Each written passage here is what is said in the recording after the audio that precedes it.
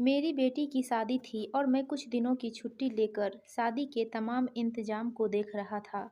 उस दिन सफ़र से लौटकर मैं घर आया तो पत्नी ने आकर एक लिफाफा मुझे पकड़ा दिया।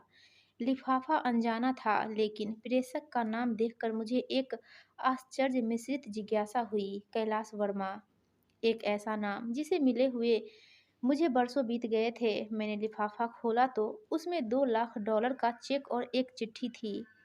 इतनी बड़ी राशि, वह भी मेरे नाम पर। मैंने जल्दी से चिट्ठी खोली और एक सांस में ही सारा पत्र पढ़ डाला। पत्र किसी परी कथा की तरह मुझे अचंभित कर गया। लिखा था, आदरणीय सर, मैं एक छोटी सी भेंट आपको दे रहा हूँ। मुझे नहीं लगता कि आपके एहसानों का कर्ज मैं कभी उतार पाऊंगा। ये उपहार मेरी अनदेखी बहन के लिए है।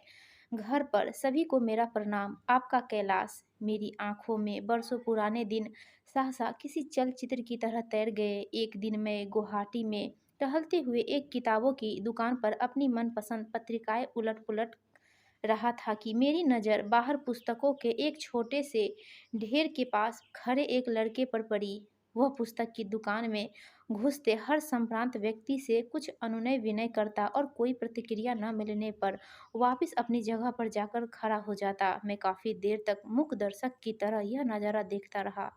पहली नज़र में यह फुटपाथ पर दुकान लगाने वालों द्वारा की जाने वाली सामान्य सी व्यवस्था लगी, लेकिन उस लड़के के चेहरे की निराशा सामान्य नहीं थी। वह हर बार नई आशा के साथ अपनी कोशिश करता, फिर वही निराशा। मैं काफ़ी देर तक उसे देखने के बाद अपनी उत्सुकता दबा नहीं पाया और उस लड़के के पास जाकर खड़ा हो गया। वह लड़का कुछ सामान्य सी विज्ञान की पुस्तकें बेच रहा था। मुझे देखकर उसमें फिर उम्मीद का संचार हुआ और बड़ी ऊर्जा के साथ उसने मुझे पुस्तकें दिखानी शुरू की। मैंने उस लड़के को ध्यान से देखा। साफ-सुथरा, चेहरे पर आत्मविश्वास, लेकिन पहनावा बहुत ही साधारण। ठंड का मौसम था और वह केवल एक हल्का-सा स्वेटर पहने हुए था।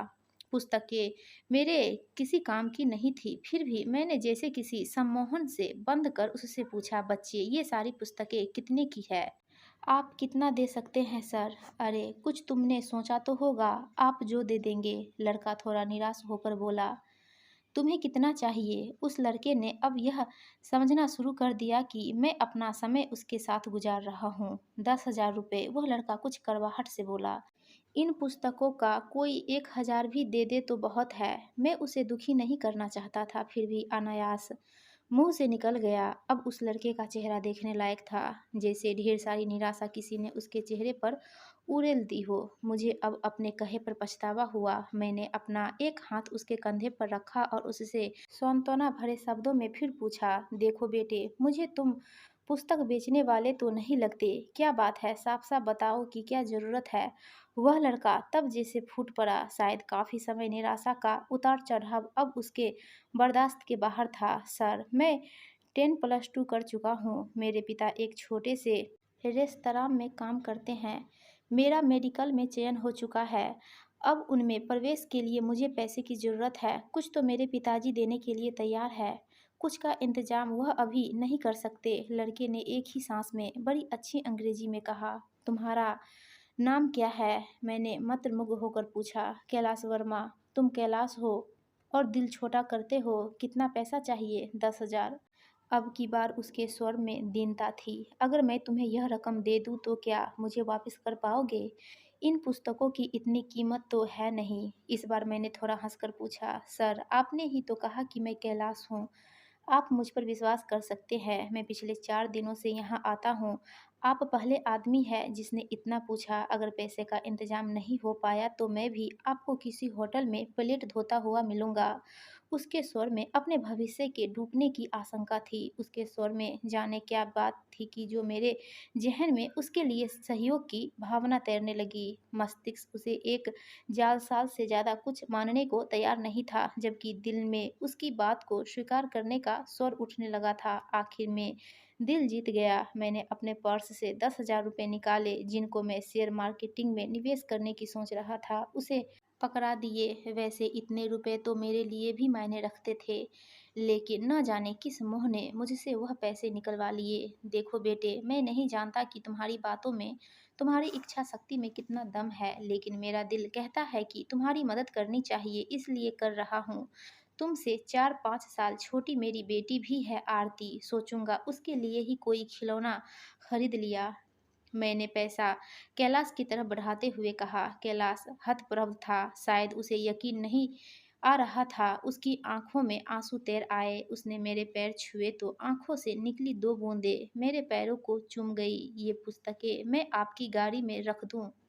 कोई ज़रूरत नहीं, इन्हें तुम अपने पास रखो। यह मेरा कार्ड है, जब भी कोई ज़रूरत हो तो मुझे बताना। वह मूर्ति बनकर खड़ा रहा और मैंने उसका कंधा थपथपाया। कार स्टार्ट कर आगे बढ़ा दी। कार को चलाते हुए वह घटना मेरे दिमाग में घूम रही थी और मैं अपने खेले हुए जुए के बारे में सोच रहा था, जिसमें अनिश्चितता ही ज़्यादा थी। कोई दूसरा सुनेगा तो मुझे एक भावुक मूर्ख से ज़्यादा कुछ नहीं समझेगा, सो मैंने यह घटना किसी को न बताने का फैसला किया। दिन गुजरते गए। कैलाश ने अपने मेडिकल में दाखिले की सूचना मुझे एक पत्र के माध्यम से दे दी। मुझे अपनी मूर्खता में कुछ मानवता नजर आई। एक अनजान सी शक्ति में या कहीं दिल में अंदर बैठे भगवान ने मुझे प्रेरित किया कि मैं 1000-2000 रुपए उसके पते पर फिर भेज दूं। भावनाएं जीती और मैंने अपनी मूर्खता फिर दोहराई।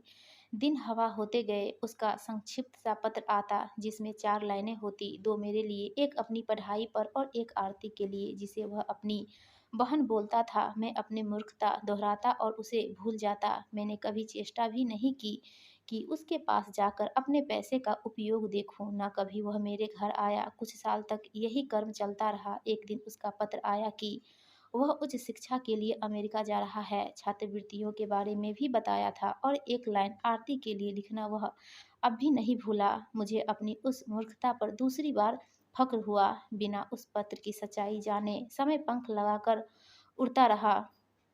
कैलाश ने अपनी शादी का कार्ड भेजा। वह शायद अमेरिका में ही बसने के विचार में था। आरती भी अपनी पढ़ाई पूरी कर चुकी थी। एक बड़े परिवार में उसका रिश्ता तय हुआ था। अब मुझे आरती की शादी लड़के वालों की हैसियत के हिसाब से करनी थी। एक सरकारी उपक्रम का बड़ा अफसर कागजी शेर ही होता है। शादी के प्रबंध के लिए ढेर सारे पैसे का इंतजाम, उधेड़-बुन और अब यह चेक।